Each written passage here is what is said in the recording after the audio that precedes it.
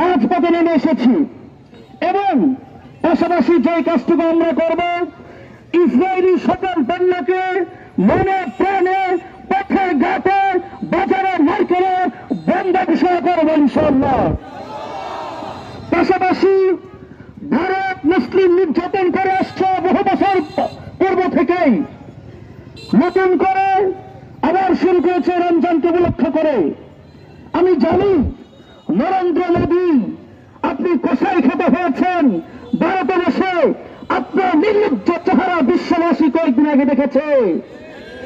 আমরা দেখেছি আপনি ওয়াশিংটনে উষ্ঠা খেয়েছেন, বেশি দিন বাকি নেই আপনার দিল্লির লালকেল্লা থেকে উষ্ঠা খেয়ে বঙ্গোপসাগরে পড়বেন।